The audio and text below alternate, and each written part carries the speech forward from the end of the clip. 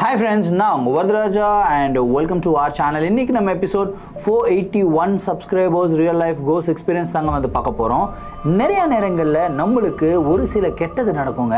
ஆனா அந்த கெட்டது எதனால நடக்குது, ஏன் நடக்குது அப்படினு சொல்லி ஒரு ஐடியா கூட நம்மளுக்கு இருக்காது. ஆனா லேட்டர் ஆன் அதுவே நம்ம நோண்டி பார்க்கும்போது நம்மளுக்கு யாரோ black magic பண்ணியிருக்காங்க, அதன் மூலமா தான் நம்மளுக்கு இவ்வளோ கெட்டதுகள் நடக்குது அப்படின்னு சொல்லி ஒரு சில பேருடைய வாழ்க்கையில் வந்து அதுக்கப்புறம் தான் தெரிய வரும். அப்படி தான் நம்மளுடைய ஒரு சப்ஸ்கிரைபர் வந்து பார்த்திங்கன்னா பயங்கரமாக ஒரு black magicனால கஷ்டப்பட்டுருக்காரு. அவர் பட்ட கஷ்டங்களுடைய ஒரு தொகுப்பாக தான் இந்த ஒரு வீடியோ இருக்க போகுது. இந்த வீடியோ நீங்கள் வழக்கமாக பார்க்குறத விட ரொம்பவும் சுவாரஸ்யமாக இருக்கும் அப்படின்றதுல எந்த விதமான சந்தேகமும் இல்லை. ஸோ இந்த வீடியோவை நீங்கள் பார்க்குறதுக்கு முன்னாடி நீங்கள் நம்ம சேனலுடைய புதிய பார்வையாளராக இருந்தாலும் சரி, இல்லைனா நம்மளுடைய சேனலை பார்த்துட்டு இருக்கீங்க, சப்ஸ்கிரைப் பண்ணாமல் பார்த்துட்டு இருக்கீங்க அப்படின்னா தயவுசெய்து சப்ஸ்கிரைப் பண்ணிக்கோங்க. கூடவே இருக்கிற பெல் ஐகானை கிளிக் பண்ணிக்கோங்க. அப்போ தான் நான் எவ்ரி ஆல்டர்னேட்டிவ் டே போடுற வீடியோ உங்களால் உடனே பார்க்க முடியும். இப்போ வாங்க ஸ்ட்ரைட்டாக வீடியோக்குள்ளே போகலாம்.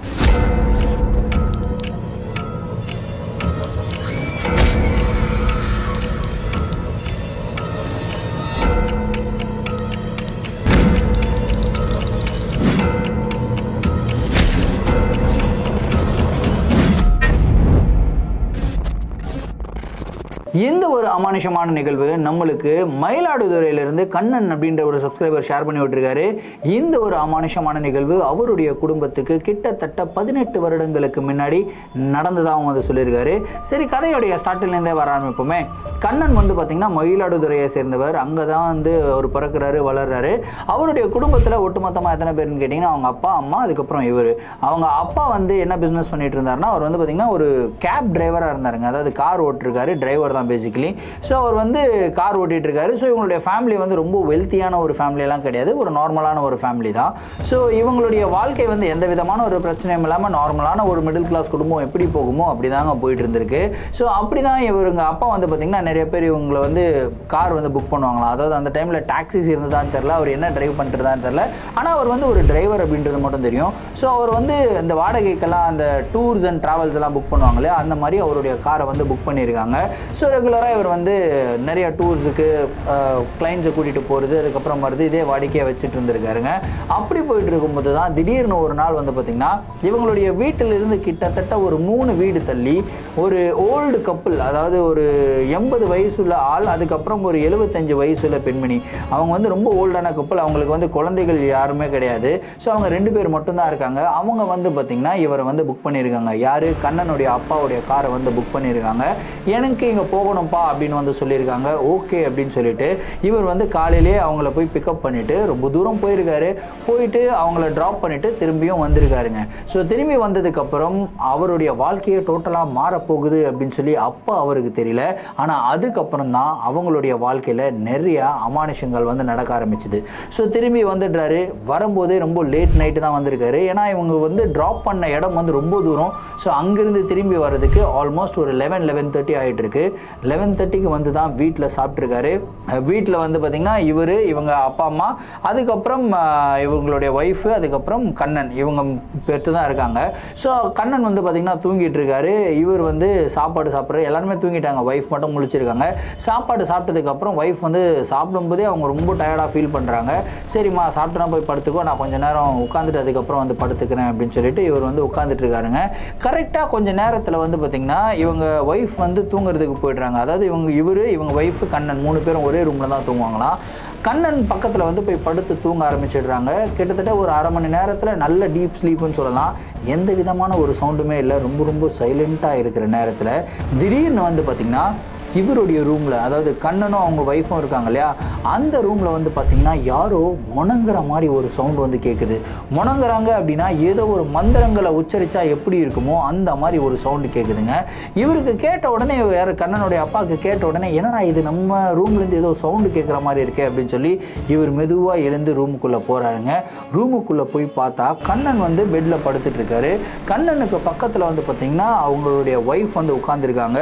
அப்படியே தலைமுறையெல்லாம் விரிச்சு போட்டிருக்காங்க. விரிச்சு போட்டு அவங்க பாட்டுக்கு வந்து பார்த்திங்கன்னா ஏதோ ஒரு புரியாத பாஷையில் வந்து பார்த்திங்கன்னா மந்திரங்களை சொல்லிக்கிட்டே இருக்காங்க.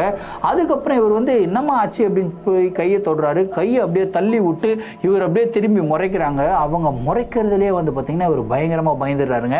ஏன்னா அவங்களுடைய கண் அவ்வளோ அளவுக்கு ஃபியர்ஸாக இருந்திருக்கு, அவ்வளோ அளவுக்கு கோபம் வந்து அவங்களுடைய கண்ணிலேருந்து வெளிப்பட்டிருக்கு அப்படின்னு சொல்லலாம். இவர் பயந்துட்டு அப்படியே என்னமாச்சு, ஒன்றும் இல்லைம்மா இங்கே தான் இருக்க, ஏதாவது கெட்ட கனவு கண்டியா அப்படின்றதெல்லாம் பேசிக்கிட்டு இருக்காரு. ஆனால் இவர் என்ன பேசினாலும் அவங்களுடைய உக்கிரம் அண்ட் ஆத்திரம் மட்டும் குறையவே இல்லை அப்படின்னு சொல்லலாம்.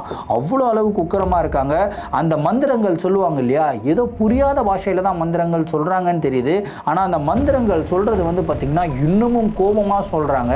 ஸோ அந்த கோபமாக ஒரு விஷயத்தை நம்ம சொன்னோம் அப்படின்னா ஆப்போனண்ட்டில் இருக்கிறவங்க, அதாவது ஆப்போசிட்டில் இருக்கிறவங்க பாஷை தெரியலைனாலும் கூட நீங்கள் கோபமாக தான் ஒரு விஷயத்த சொல்கிறீங்க அப்படின்றத புரிஞ்சுப்பாங்கல்ல. அது மாதிரி வந்து கண்ணனுடைய அப்பா வந்து புரிஞ்சுக்கிறாருங்க. புரிஞ்சுட்டு இது ஏதோ பிரச்சனை மாதிரி இருக்கேன்னு சொல்லிட்டு அவர் மெதுவாக ரூம்லேருந்து வெளியே போகிறாரு. வெளியே போன உடனே அவங்க அப்பா அம்மாவுடைய ரூமுக்கு போகிறாரு. அவங்க அம்மாவை எழுப்புறாரு. என்னடா ஆச்சு அப்படின்னு கேட்குறாங்க. இல்லை, என்னுடைய ஒய்ஃப் வந்து இந்த மாதிரி ரொம்ப அப்நார்மலாக பிஹேவ் பண்ணுறா, ஒரு மாதிரி என்னென்னமோ பாஷையில் பேசுகிறா, ஆனால் என்ன பேசுகிறான்னு தெரியல, ஆனால் பக்கத்தில் போனாலே ஏதோ தூக்கி அடிக்கிற மாதிரி கோவமாக பேசிக்கிட்டு இருக்கா. அதுக்கப்புறம் கண்ணன் பக்கத்தில் உட்காந்து கண்ணனுடைய நெத்தியில் இப்படி கையை வச்சு ஏதோ மந்திரம் சொல்லிட்டு இருக்கா. எனக்கு ரொம்ப பயமாக இருக்குது, கொஞ்சம் வாமா அப்படின்னு வந்து கூப்பிடுறாரு. அவங்களும் பதறி அடித்து வராங்க. வந்து பார்த்தா அவங்களும் பயங்கரமாக ஷாக் ஆகுறாங்க. ஏன்னா கண்ணனுடைய நெத்தியில் கையை வச்சுட்டு அவங்க அம்மா வந்து பார்த்திங்கன்னா ஒரு மாதிரி பயங்கரமாக ஏதோ மந்திரம் வந்து சொல்லிட்டு இருக்காங்க. இவங்களுக்கும் ஒன்றும் புரியல என்ன மந்திரம் சொல்கிறாங்கன்னு சொல்லிட்டு. இவங்களுக்கு வந்து லைட்டாக தெரிஞ்சிட்டு இருக்கு, ஓகே இந்த பொண்ணு உடம்புல ஏதோ ஒரு ஆன்மா வந்த மாதிரி தான் இருக்குது, ஏதோ டிஃப்ரெண்ட்டாக பிஹேவ் பண்ணிட்டு இருக்காங்க அப்படின்றத மட்டும் தெரிஞ்சிருச்சுங்க. சரி, இதை வந்து இப்போது சாந்தப்படுத்தணும் அப்படின்னா ஒரே ஒரு வழி தான் இருக்குது அப்படின்னு சொல்லிட்டு இவங்க வந்து பூஜை ரூமுக்கு போகிறாங்க. பூஜை ரூமில் வந்து பார்த்திங்கன்னா எப்பயுமே வந்து அந்த தீர்த்தம் இருக்கு இல்லையா, அந்த கோயிலேருந்து வாங்கிட்டு வந்த தீர்த்தத்தை வந்து வச்சுருப்பாங்களாம். ஸோ அந்த தீர்த்தம் எடுத்துக்கிறாங்க. அதுக்கப்புறம் விபூதியை கையில் எடுத்துக்கிறாங்க. ஸோ அப்படியே ரூமுக்குள்ளே போகிறாங்க. தீர்த்தத்தை தெளிச்சுட்டே போகிறாங்க. அந்த தீர்த்தத்தை வந்து பார்த்திங்கன்னா அந்த கண்ணனுடைய அம்மாவுடைய ஃபேஸில் தெளித்த உடனே அவங்க வந்து பார்த்திங்கன்னா பயங்கரமாக கத்துறாங்க. லிட்டரலி ஒரு பேய் படத்துலலாம் பிஹேவ் பண்ணுவாங்களே அந்த மாதிரி தான் பிஹேவ் பண்ணியிருக்காங்க. பயங்கரமாக கத்துறாங்க. ஆனால் கத்துனதுக்கப்புறம் வந்து பார்த்திங்கன்னா அவங்களுக்கு அப்படியே மயக்கம் வர மாதிரி ஆயிருக்கு. அப்படியே இவங்க என்ன பண்ணுறாங்கன்னா விபூதி எடுத்து போய் அவங்களுடைய நெத்தியில் இட்டு விடுறாங்க. இட்டு விட்டு உடனே அவங்களுக்கு வந்து பார்த்திங்கன்னா ஒரு மாதிரி மயக்க கிழக்கமாக அப்படியே சாஞ்சிடுறாங்க. சாஞ்சு அவங்க படுத்து நல்லா தூங்கிடுறாங்க. அவங்க மயக்கத்தில் இருக்கிறாங்களா இல்லை தூங்குறாங்களான்னு கூட தெரியல. இவங்க அம்மா கிட்ட அவர் வந்து கேட்குறாரு, யார் கண்ணனுடைய அப்பா வந்து கேட்குறாரு, என்னம்மா ஆச்சு, ஏதாவது பிரச்சனை அப்படின்னும் போது ஒன்றும் பிரச்சனை இல்லைடா, நாளைக்கு கோயிலுக்கு போங்க, கோயிலுக்கு போயிட்டு அதுக்கப்புறம் ஹாஸ்பிட்டலில் போயிட்டு என்ன ஆச்சுன்னு செக்அப் பண்ணிக்கோங்க அப்படின்னு வந்து சொல்கிறாங்க. ஓகே அப்படின்னு சொல்லிட்டு இவங்க ரெண்டு பேரும் காலையில் வந்து கோயிலுக்கு போயிருக்காங்க. கோயில்லையும் வந்து இவங்க கிட்ட எதுவுமே கேட்டுக்கல, அதாவது கண்ணனுடைய அம்மா கிட்ட கண்ணனுடைய அப்பா எதுவுமே கேட்டுக்கல. என்னாச்சு, நைட் ஏன் இப்படிலாம் பிஹேவ் பண்ணன்றதெல்லாம் கேட்டுக்கல. கோயிலுக்கு போகிறாங்க, சாமி கும்பிடுறாங்க. அதுக்கப்புறம் அங்கேருந்து ஹாஸ்பிட்டலுக்கு போகிறாங்க. ஹாஸ்பிட்டலுக்கு போகும்போது இவங்க கேட்டிருக்காங்க, எனக்கு என்ன பிரச்சனை இருக்குது, உங்களுக்கு ஏதாவது உடம்பு சரியில்லையா, எதுக்காக ஹாஸ்பிட்டல் போகிறோன்றதெல்லாம் கேட்குறாங்க. இவர் வந்து எதுவுமே சொல்லலை. ஹாஸ்பிட்டலுக்கு கூட்டிகிட்டு போயிருக்காரு. அந்த இடத்துல ஒரு சைக்காட்ரிஸ்ட்டை பார்த்துருக்காங்க. சைக்காட்ரிஸ்ட்டுமே வந்து பார்த்திங்கன்னா அவங்கக்கிட்ட பல கேள்விகள் வந்து கேட்டிருக்காங்க. அவர் வந்து என்ன சொல்கிறாருன்னா, இவங்க வந்து கம்ப்ளீட்டாக நார்மலாக இருக்காங்க, எந்த பிரச்சனையுமே இல்லை, என்னாச்சு, எதுக்காக சைக்காட்ரிஸ்ட்டை என்ன பார்க்க வந்தீங்க அப்படின்றதெல்லாம் கேட்குறாரு. இவருக்கு ஒன்றும் புரியல, யாருக்கு, கண்ணனுடைய அப்பாவுக்கு. எல்லாமே நார்மலாக இருக்குது அப்படின்றீங்க, ஆனால் நைட் இவங்க ரொம்ப வியர்டாக பிஹேவ் பண்ணுறாங்களே அப்படின்னு சொல்லிட்டு பயத்தோடு தான் இவர் வந்து அவங்கள வீட்டுக்கு கூட்டிகிட்டு போயிருக்காரு. ஸோ அன்றைக்கி வந்து இவர் லீவ் போட்டுருக்காரு, அதாவது கார் ஓட்டுறதுக்கு வந்து போகலை, லீவ் போட்டுருக்காரு, வீட்டிலே தான் இருக்கார். ஸோ அன்றைக்கி நைட்டுமே வந்து பார்த்திங்கன்னா கண்ணன் வந்து ஃபஸ்ட்டு தூங்கிடுறாப்புல, அவங்க அப்பா அம்மா போயிட்டு அவங்க ரூமில் தூங்கிடுறாங்க.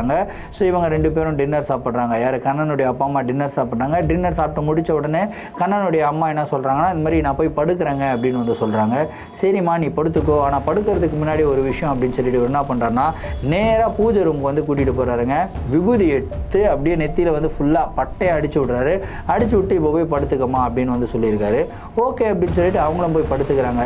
இவர் வெயிட் பண்ணுறாரு. ஒரு அரை மணி நேரம் ஆகுது, 3/4 மணி நேரம் ஆகுது, 1 மணி நேரம் ஆகுது, ஏதாவது ரியாக்ஷன் இருக்கான்னு பார்க்கறதுக்காக வெயிட் பண்ணிக்கிட்டே இருக்காரு.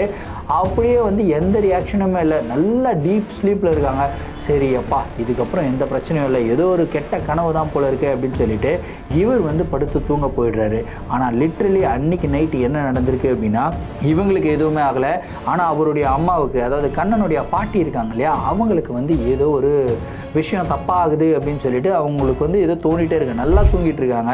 தூங்கிட்டு இருக்கும்போது நம்மளுக்கு தோணும் இல்லையா, இந்த இடத்துல ஏதோ ஒன்று சரியில்லை, ஏதோ ஒரு பிரச்சனை இருக்குது, நம்மளை யாரோ தாக்கிறதுக்கு முயற்சி பண்ணுறாங்க அப்படின்றதெல்லாம் நம்மளுக்கு சப்கான்ஷியஸ் மைண்ட் வந்து சொல்லிகிட்டே இருக்கும். அந்த மாதிரி தான் அவங்க மைண்டுமே வந்து சொல்லிகிட்டே இருக்குங்க. திடீர்னு வந்து பார்த்திங்கன்னா அவங்களுக்கு ஒரு கனவு வருது. நல்லா படுத்து தூங்கிக்கிட்டு இருக்கவங்களுக்கு கனவு வருது. ஒரு சகஜமான ஒரு விஷயம். கனவுல வந்து பார்த்திங்கன்னா ஒரு வெள்ளை ஜிப்பா போட்டு ஒரு மிக ஹைட்டான ஒரு பர்சன், ஒரு 10, 11, 12 அடி இருக்கும், அவ்வளோ ஹைட் இருக்கிற ஒரு பர்சன் வந்து சிரிச்சுக்கிட்டே இருக்காப்புல. சிரிச்சுட்டு ஒரு வார்த்தையை சொல்கிறாப்புல, உன்னுடைய என்டையர் குடும்பத்தை அழிக்கிறது தான் என்னுடைய மிகப்பெரிய வேலை அப்படின்னு சொல்லிட்டு பயங்கரமாக சிரிக்கிறாப்புல. சிரித்த உடனே வந்து பார்த்திங்கன்னா இவங்க தூக்கத்துலேருந்து எழுந்துக்கிறாங்க. கனவு கலையுது. கலைஞ்ச உடனே இவங்க யோசிக்கிறாங்க, ஒரு ரேண்டமாக ஏதோ ஒரு கனவு போல் இருக்குது, இது வரைக்கும் இந்த மாதிரி ஒரு கனவு வந்ததே கிடையாது, பட் இருந்தாலும் கனவு தானே, இதெல்லாம் நம்ம சீரியஸாக எடுத்துக்கலாமா அப்படின்னு சொல்லிட்டு தண்ணியை குடிக்கிறாங்க. தண்ணியை குடிச்சிட்டு திரும்பி படுக்கிறாங்க. ஆனால் திரும்பி படுத்ததுக்கப்புறம் இவங்களுக்கு தூக்கம் வந்திருக்கணும்ல. ஆனால் அங்கே தான் ஒரு கேட்ச். ஏன்னா இவங்களுக்கு தூக்கமே வரலை. அப்படியே ஒரு நைட்டு ஃபுல்லாக வந்து பார்த்திங்கன்னா தூக்கம் வராமல் அந்த 12 அடி உயரத்தில் இருக்கிற ஒரு பர்சன் வந்து அந்த ஒரு சென்டென்ஸை சொன்னார் இல்லையா, உன்னுடைய குடும்பத்தை அழிக்கிறது தான் என்னுடைய முதல் வேலை அப்படின்னு வந்து சொன்னார் இல்லையா. ஸோ அந்த ஒரு சென்டென்ஸ் மட்டும் திரும்ப திரும்ப திரும்ப திரும்ப திரும்ப திரும்ப இவங்களுடைய மைண்ட் வந்து ரீப்ளே பண்ணி காட்டிக்கிட்டே இருக்குங்க. ஸோ இவங்களால தூங்கவும் முடியல. மனசெல்லாம் ரொம்ப பாரமாக இருக்குது. அடுத்த நாள் அவங்களுடைய பையன்கிட்ட, யார்கிட்ட, கண்ணனுடைய அப்பா கிட்ட போய் பேசுகிறாங்க. இந்த மாதிரி எனக்கு ஒரு கனவு வந்துச்சுப்பா, ரொம்பவும் பயமாக இருக்குது, என்னன்னு தெரியல, ஏதோ ஒரு கெட்டது நம்மளுடைய குடும்பத்துக்கு நடக்குது அப்படின்னு மட்டும் தெரியுது, ஆனால் என்ன நடக்குதுன்னு தெரியலப்பா அப்படின்னு வந்து சொல்கிறாங்க. அவர் என்ன சொல்கிறாருன்னா, இல்லைம்மா அது வந்து கனவு தானம்மா, அது வந்து பெருசாக எடுத்துக்காத, பாரு என் ஒய்ஃப்லாம் நல்லா தூங்கினான்னு, எந்த பிரச்சனையும் இல்லை, கனவு தான் போல இருக்குது, என்னால் கம்முன்னு விட்டுடு அப்படின்னு சொல்லிட்டு அவர் வந்து வேலைக்கு போயிடுறாருங்க. 3வது நாள் யாருமே எதுவுமே எதிர்பார்க்கல, எல்லாரும் மறந்துட்டாங்க, அவங்கவுங்க வேலையை பார்க்குறாங்க. ஸோ கண்ணனுடைய அப்பாவுக்கும் வந்து பார்த்திங்கன்னா இதை பற்றின டோட்டலான ஞாபகமே இல்லை. ஃப்ரீயாக வராரு, வந்து டின்னர் சாப்பிட்றாரு. வழக்கம் போல் அவங்க வந்து அவருடைய ஒய்ஃப் வந்து கண்ணன் பக்கத்தில் போய் படுக்க போயிடுறாங்க. அவங்க நல்லா படுத்து தூங்கிக்கிட்டு இருக்கும்போது திடீர்னு வந்து பார்த்திங்கன்னா அவருடைய ரூம்லேருந்து டமால் டிமில்னு ஏதோ ஒரு சவுண்டு, ஏதோ தூக்கி போடுற மாதிரி சவுண்டு கேட்குதுங்க.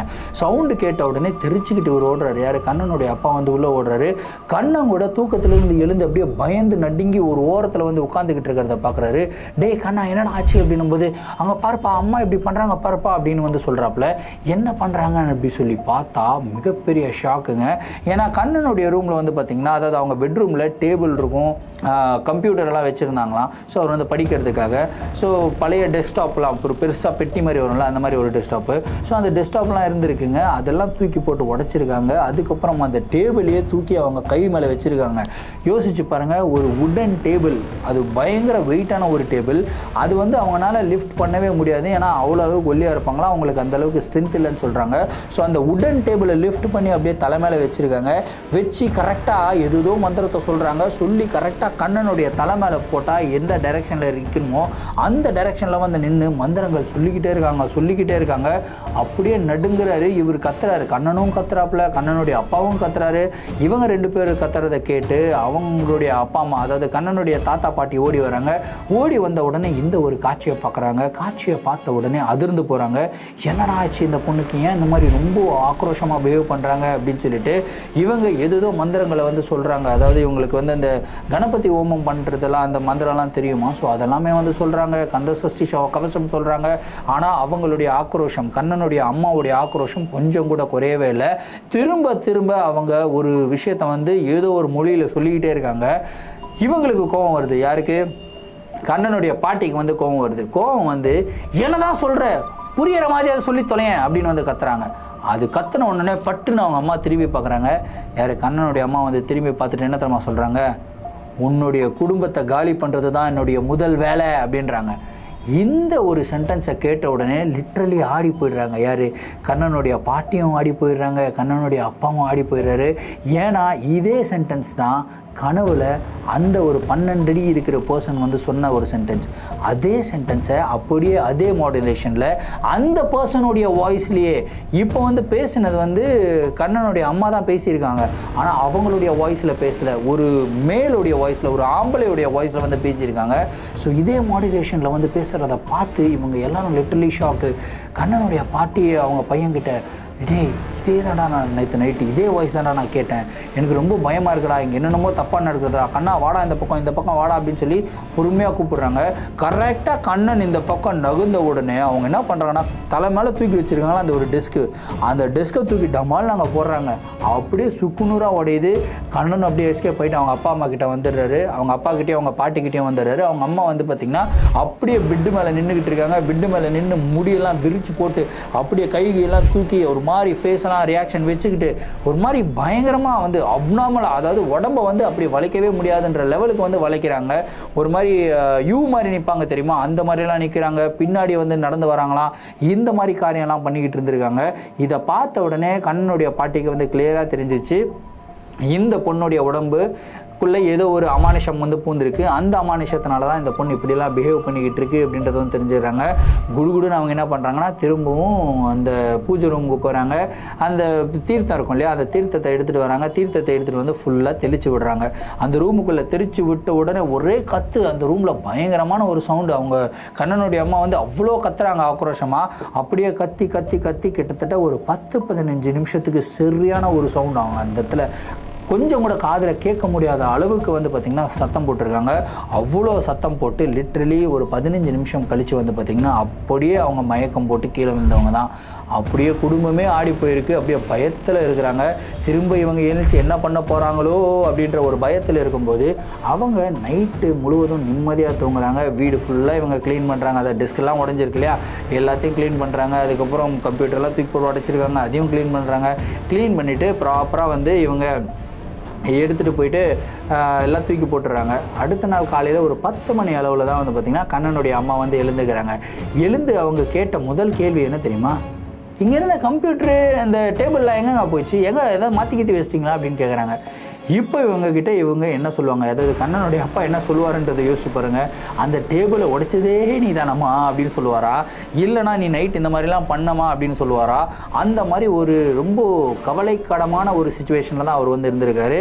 அதுக்கப்புறம் அவர் என்ன பண்ணுறாருனா, இல்லைம்மா ஒன்றும் பிரச்சனை இல்லை, அது வந்து கொஞ்சம் ரிப்பேர் அடித்து கொடுத்துருக்கேன், டேபிள் வந்து லைட்டாக உடஞ்ச மாதிரி இருந்தது, அதனால் கடையில் கொடுத்துருக்கேன்னு சொல்லி சமாளிக்கிறாரு. அதுக்கப்புறம் அவங்க அம்மா இருக்காங்களே, அதாவது கண்ணனுடைய பாட்டி இருக்காங்களே, அவங்களுக்கு வந்து நிறையா ஃப்ரெண்ட்ஸ் இருக்காங்க. ஸோ அவங்க ஃப்ரெண்ட்ஸில் ஒருத்தவங்க வந்து பார்த்திங்கன்னா இந்த மாதிரி பேய் ஓட்டும் சடங்குகள்லாம் செய்வாங்க. அதுக்கப்புறம் அவங்களுக்கு இந்த கொஞ்சம் டிவைன் பவர்ஸ் எல்லாம் இருக்கான். ஸோ அந்த பேய் ஜின்னெல்லாம் கண்ட்ரோல் பண்ணக்கூடிய சக்தியெல்லாம் இருக்கான். ஸோ அவங்கள வந்து கால் பண்ணி, அதாவது அவங்கள போய் மீட் பண்ணியிருக்காங்க. மீட் பண்ணிவிட்டு அவங்கக்கிட்ட வந்து பேசியிருக்காங்க. அவங்களும் இதை பற்றி கேட்ட உடனே ஏதோ ஒரு பிரச்சனை இருக்குது, நான் வரேன் அப்படின்னு சொல்லிட்டு வீட்டுக்கு வந்திருக்காங்க. அவங்க வீட்டுக்குள்ளே கால் எடுத்து வச்ச உடனே திரும்பவும் கண்ணனுடைய அம்மா பயங்கர ஆக்ரோஷமாக வந்து நடந்துக்க ஆரம்பிச்சிருக்காங்க. வேற மாதிரி வந்து கத்த ஆரம்பிச்சிருக்காங்க. ஏன்னா அவங்களுக்கு தெரிஞ்சிருது ஒரு மாதிரி ஒரு பாசிட்டிவ் பவர் உள்ளே வருது அப்படின்னா நெகட்டிவ் பவருக்கு வந்து தெரியும், ஓ இந்த இடத்துல ஒரு பாசிட்டிவ் பவர் வந்து வந்துருச்சு, நம்மளை கண்ட்ரோல் பண்ண முயற்சி பண்ணுறாங்கன்றது தெரிஞ்சிடும் இல்லையா. உடனடியாக அவங்களுடைய ரியாக்ஷன்லாம் வேறு மாதிரி இருந்திருக்குங்க. அதுக்கப்புறம் அவங்க ஏதோ மந்திரங்களெல்லாம் சொல்கிறாங்க. மந்திரங்களெல்லாம் சொல்லி அவங்க அம்மாவை, அதாவது கண்ணனுடைய அம்மா வந்து ஒரு இடத்துல உட்கார வைக்கிறாங்க. உட்கார வச்சுட்டு மெழுகுபத்தி இல்லையா, கிட்டத்தட்ட ஒரு 16 மெழுகுபத்தியை முன்னாடி வந்து பொருத்தி வைக்கிறாங்க. பொருத்தி வச்சுட்டு அதுக்கப்புறம் நீ யார் அப்படின்னு சொல்லி கேட்கும்போது திரும்பவும் அவங்க அம்மா வாயிலிருந்து ஒரே ஒரு சவுண்டு மட்டும்தாங்க கேட்குது, இவங்களுடைய குடும்பத்தை அழிக்காமல் நான் போகவே மாட்டேன் அப்படின்னு வந்து சொல்கிறாங்க. என்னடா இது, நாங்கள் என்னடா பண்ணோம், யாருக்கு என்னடா பாவம் பண்ணோம், எதுக்காக எங்களுடைய குடும்பத்தை அழிக்கணும் அப்படின்னு சொல்லிட்டு கண்ணனுடைய அப்பா வந்து கேட்குறாரு. நீ பேசாத, எல்லாத்துக்கும் நீ தான் காரணம் அப்படின்னு வேற சொல்கிறாங்க. நான் என்ன பண்ணேன்னு அவருக்கும் தெரியல. அவர் வந்து முழிச்சுக்கிட்டு இருக்காரு. அவங்க ஃபேமிலியில் ஒருத்தர் மூஞ்சியை மட்டும் பார்த்துக்கிறாங்க. அதுக்கப்புறம் அந்த கண்ணனுடைய அம்மா வந்து கொஞ்சம் லைட்டாக கண்ட்ரோல் பண்ணுறாங்க. ஒரு மாதிரி ஏதோ ஒரு தாயத்தெல்லாம் கட்டி மந்திரம்லாம் பண்ணி ஒரு சில ரிச்சுவல்ஸ் எல்லாம் பண்ணுறாங்க. ரிச்சுவல்ஸ் பண்ணிவிட்டு அப்படியே அதை படுக்க வைக்கிறாங்க. அவங்க போகும்போது என்ன சொல்கிறாங்க அப்படின்னா, இப்போதைக்கு இவங்க உடம்புக்குள்ளே இருக்கிற ஒரு ஜின்னு தான் இருக்குது, அந்த ஜின்னை வந்து நான் கண்ட்ரோல் பண்ணி வச்சுருக்கேன். ஆனால் அந்த ஜின்னை கம்ப்ளீட்டாக ரிமூவ் பண்ணணும் அப்படின்னா ஒரு சில பூஜையெல்லாம் பண்ணணும். அதுக்காக நான் வந்து பொருளெல்லாம் வாங்கிட்டு வரேன்.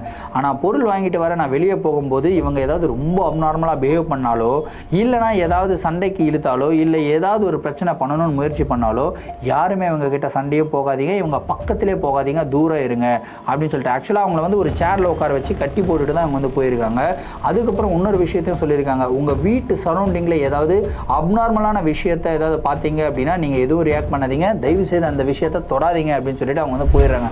அதாவது மார்க்கெட்டுக்கு போயிருக்காங்க ஏதோ பொருளெல்லாம் வாங்குறதுக்கு, பூஜைக்கு உண்டான சாமான்லாம் வாங்குறதுக்கு. ஸோ அவங்கள வெளியே அனுப்புறதுக்காக கண்ணனுடைய பாட்டி வந்து வெளியே போயிருக்காங்க. அவங்களும் கிளம்பி போயிடுறாங்க. இவங்க ரோடு வரைக்கும் விட்டுட்டு இவங்க திரும்பி வராங்க இல்லையா, திரும்பி வரும்போது வந்து பார்த்திங்கன்னா இவங்களுடைய மெயின் கேட் இருக்குல்ல, மெயின் கேட்டில் வந்து ஒரு வித்தியாசமான ஒரு பொருளை பார்க்குறாங்க. அதாவது ஒரு லெட்டர் எழுதுன மாதிரி ஒரு பேப்பர் இருந்திருக்கு. அந்த பேப்பர் மேலே ஒரு ஃபீமேலுடைய முடி, ஒரு பெண்ணுடைய முடி நீளமாக இருக்கும் இல்லையா, அந்த மாதிரி முடி வந்து கட் பண்ணி அது மேலே வச்சுருக்கு. அதுக்கப்புறம் வந்து பார்த்திங்கன்னா ஒரு எலுமிச்சம்பழத்தில் அப்படியே வந்து குங்குமமெல்லாம் தடவி வெட்டி அந்த மாதிரிலாம் வச்சுருக்காங்க. ஏன்னா இது இந்த மாதிரி இந்த மாதிரி இருக்கே, ஒருவேளை நம்மளுடைய ஃப்ரெண்டு தான் இந்த மாதிரி பண்ணியிருக்காங்களோ அப்படின்னு சொல்லிட்டு அதை லிட்டரலி தொடலான்னு போயிட்டாங்க. ஆனால் ஒரு விஷயம் அப்போ தான் ஞாபகத்துக்கு வருது, எதுவுமே அப்நார்மலாக இருந்தால் தயவுசெய்து அதை தொற்றாதீங்கன்னு சொல்லிட்டு போயிருக்காரு, இதையே நம்ம தொடணும் அப்படின்னு சொல்லிட்டு இவங்க என்ன பண்ணுறாங்கன்னா தொடாமல் அப்படியே வீட்டுக்குள்ளே போயிடுறாங்க. அதை வெளியே சாமான் வாங்க போயிருந்தார் இல்லையா பூஜைக்காக, அவர் திரும்பி வர்றாரு. திரும்பி வந்த உடனே வாசலில், அதாவது கேட்டுக்கு வெளியவே இருக்கிற அந்த ஒரு விஷயத்தை வந்து பார்க்குறாரு. அந்த லெட்ரு, அதுக்கப்புறம் அந்த முடி, அதுக்கப்புறம் எலுமிச்சம்பழத்தெல்லாம் பார்க்குறாரு. பார்த்த உடனே அவருடைய ஃப்ரெண்டை வந்து கூப்பிட்றாரு, கண்ணனுடைய பாட்டியை வந்து கூப்பிட்றாரு. இந்த இடத்துல இதெல்லாம் இருக்குது, இதை யாராவது தொட்டிங்களா அப்படின்னு சொல்லி கேட்குறாங்க. இல்லை யாருமே தொடலை அப்படின்னு சொன்னதுக்கப்புறம், நல்ல வேலை, இதை தொட்டிருந்தீங்க அப்படின்னா உங்களுடைய குடும்பத்தை என்னால் காப்பாற்றிருக்கவே முடியாது அப்படின்னு சொல்லிட்டு அவர் உடனடியாக என்ன பண்ணுறாருன்னா நெருப்பு கொளுத்தி அதில் வந்து போடுறாருங்க. அது டோட்டலாக எரிஞ்சு சாம்பல் ஆகுது. நார்மலாக எரிஞ்சா என்ன ஆகும், ஒரு புகை வரும் இல்லையா, ஆனால் புகை வரலைங்க. லிட்ரலி ஒரு ரத்தம் வந்து எந்த கலரில் இருக்கோ அந்த மாதிரி கலரில் தான் வந்து புகையே வருது. ஒரு மாதிரி பயங்கரமான ஒரு துர்நாற்றம். அதாவது ஃப்ரெஷ்ஷாக ஒரு ஆடை வெட்டுனா அந்த பிளட்டுடைய ஸ்மெல் இருக்கும் இல்லையா, அந்த பிளட்டுடைய ஸ்மெல் வந்து பார்த்திங்கன்னா அந்த பேப்பர் எரியறதன் மூலியமாக வந்திருக்குங்க. அதுக்கப்புறம் வந்து போயிட்டு இவர் வந்து ஒரு சில ரிச்சுவல்லாம் பண்ணுறாரு. கிட்டத்தட்ட ஒரு 2 மணி நேரம் ஒரு பயங்கர டயரிங்கான ஒரு ப்ராசஸ். அந்த ரிச்சுவல் எல்லாம் முடிச்சதுக்கப்புறம் அந்த ஜின்னை கண்ட்ரோல் பண்ணி இவர் வந்து எடுக்கிறாருங்க. எடுத்த உடனே அவங்க அப்பா கிட்ட, அதாவது கண்ணனுடைய அப்பா கிட்டேயும் அவருடைய ஃப்ரெண்டு, அவங்க பாட்டி இருக்காங்க இல்லையா, கண்ணனுடைய பாட்டி, அவங்கக்கிட்டேயும் வந்து பேசுகிறாரு. பேசிகிட்டு இருக்கும்போது அவங்க 2 பேருமே கேட்குறாங்க, நாங்கள் யாருக்குமே எந்த கெடுதலும் பண்ணலை, ஆனால் யார் இந்த மாதிரிலாம் பண்ணியிருக்க முடியும் அப்படின்னு சொல்லி கேட்கும்போது அவர் என்ன சொல்கிறான்னா, எங்களுக்கு ஒரு சில பவர்ஸ் இருக்குது, ஆனால் எந்த பர்சன் இது பண்ணாங்கன்றது நான் கிளியராக சொல்ல மாட்டேன், அவங்களுடைய பேர் தெரிஞ்சாலும் நான் வந்து சொல்லக்கூடாது, ஆனால் அவங்க எப்படி இருப்பாங்க அப்படின்றத மட்டும் சொல்ல முடியும் அப்படின்னு வந்து சொல்கிறாரு. சரி எப்படி இருப்பாங்கன்னு சொல்லி கேட்கும்போது அப்போ தான் அவங்க சொல்லியிருக்காங்க, இந்த மாதிரி ஒரு ஓல்டு கப்புள், ஒரு கிட்டத்தட்ட ஒரு 80-75 வயசு இருக்கிற ஒரு கப்புள் தான் வந்து இந்த ஒரு பிளாக் மேஜிக்காக உங்களுக்கு பண்ணியிருக்கணும் அப்படின்னு வந்து சொன்னதுக்கப்புறம் தான் கண்ணனுடைய அப்பாவுக்கு ஞாபகம் வருது. இந்த 2 வீடு தள்ளி ஒரு ஓல்டு கப்புள் இருந்தாங்கன்னு சொன்னேன் இல்லையா, அந்த கப்புள் தான் இதை பண்ணியிருக்கணும் அப்படின்றத வந்து அவங்க தெரிஞ்சுக்கிறாங்க. அந்த கப்புளை பற்றி பேசின உடனே கண்ணனுடைய பாட்டி வந்து சொல்கிறாங்க, அந்த கிழவன் இருக்கான்ல சின்ன வயசுலேருந்தே ரொம்ப பொறாமை பிடிச்சவமா, நம்மளுடைய குடும்பத்தை பார்த்தாலே அவனுக்கு ஆகாது, எப்பயுமே முறைச்சிக்கிட்டே இருப்பான் அப்படின்னு வந்து சொல்கிறாங்க. லிட்ரலி அவங்க தான் பண்ணியிருக்காங்க அப்படின்றத வந்து தெரிஞ்சுக்கிறாங்க. ஆனால் எதனால் பண்ணாங்கன்றதெல்லாம் தெரியல. இவருமே வந்து என்ன சொல்கிறாருன்னா, இதுக்கப்புறம் உங்கள் குடும்பத்துக்கு எந்த பிரச்சனையும் வராது, பிரச்சனை வராத மாதிரி நான் பார்த்துக்கிட்டேன், ஸோ அந்த கப்பல்கிட்டேருந்து நீங்கள் தூரமாக இருங்க, நடக்கிறதெல்லாம் அவன் செயல், அதாவது கடவுள் இருக்கான் அவனே பார்த்துப்பான் அப்படின்னு சொல்லிட்டு அவர் கிளம்பி போயிடுறாரு. இந்த இன்சிடென்ட் நடந்து கிட்டத்தட்ட 3 நாளில் வந்து பார்த்திங்கன்னா அந்த ஓல்டு கப்பலில் ஒரு லேடி இருக்காங்களா, 75 வயசுன்னு சொன்னேன் இல்லையா, அவங்க வந்து இறந்துருக்காங்க. அதுக்கப்புறம் ஒரு 5 நாளில் வந்து பார்த்திங்கன்னா அந்த ஒரு 80 வயசுள்ள ஒரு ஆள் இருக்கார் இல்லையா, ரொம்ப பைத்தியகாரத்தனமாக ரோடெல்லாம் வந்து அவருடைய சட்டுக்கிட்டெல்லாம் கிழிச்சிக்கிட்டு சுற்ற ஆரம்பிச்சிருக்காரு, பைத்தியம் முடிச்சு சுற்ற ஆரம்பிச்சிருக்காரு. ஒரு 4 நாள் இப்படியே சுற்றி இருப்பாருங்க. 5ஆவது நாள் அவருமே ஒரு பஸ் முன்னாடி போய் விழுந்து இறந்துமே போயிருக்காரு. ஸோ அது ஒரு பழமொழி சொல்லுவாங்களே, வினை விதைத்தவன் வினை அறுப்பான் அப்படின்னு வந்து சொல்லுவாங்க இல்லையா, அந்த மாதிரி தான் இவங்களுடைய குடும்பத்துக்கு கெடுதல் பண்ணணும்னு நினச்சாப்புல லிட்ரலி அவருடைய குடும்பத்துக்கு, அவருடைய மனைவிக்கும் அவருக்குமே கெடுதல் பண்ணிக்கிட்டாரு. ஆனால் கடைசி வரைக்கும் ஏன் இவருடைய குடும்பத்தை இவ்வளோ வெறுத்தாரு, எதனால் வந்து இந்த மாதிரி பிளாக் மேஜிக் பண்ணார் அப்படின்ற ஒரு விஷயம் தெரியாமலே போயிடுச்சு. ஸோ இந்த ஒரு ஸ்டோரி வந்து பார்த்திங்கன்னா நான் கேட்ட உடனே எனக்கு ரொம்ப இன்ட்ரெஸ்டிங்காக இருந்தது. ஸோ இந்த ஒரு ஸ்டோரி உங்களுக்கும் ரொம்ப பிடிச்சிருக்கும் அப்படின்றத நினைக்கிறேன். ஸோ பிடிச்சிருந்தா இந்த ஸ்டோரியை பற்றின உங்களுடைய கருத்துக்கள் என்ன அப்படின்றத கமெண்ட் பாக்ஸில் சொல்லுங்கள். இதே மாதிரி உங்களுடைய வாழ்க்கையில் அதாவது அமானுஷமான நிகழ்வுகள் நடந்திருந்து அந்த நிகழ்வுகளை ஷேர் பண்ணணும்னு நினச்சிங்கன்னா என்னோட இன்ஸ்டாகிராமில் ஃபாலோ பண்ணிவிட்டு இன்ஸ்டாகிராமில் டிஎம் பண்ணுங்கள், இல்லை நான் என்னுடைய மெயில் ஐடிக்கு மெயிலாக சென்ட் பண்ணிவிடுங்க. கண்டிப்பாக உங்களுடைய நிகழ்வுகளும் நம்மளுடைய சேனலில் வீடியோஸாக போடப்படும். மீண்டும் அடுத்த வீடியோவில் சந்திக்கும் வரை நான் உங்கள் Varadaraja signing off. Thank you and bye.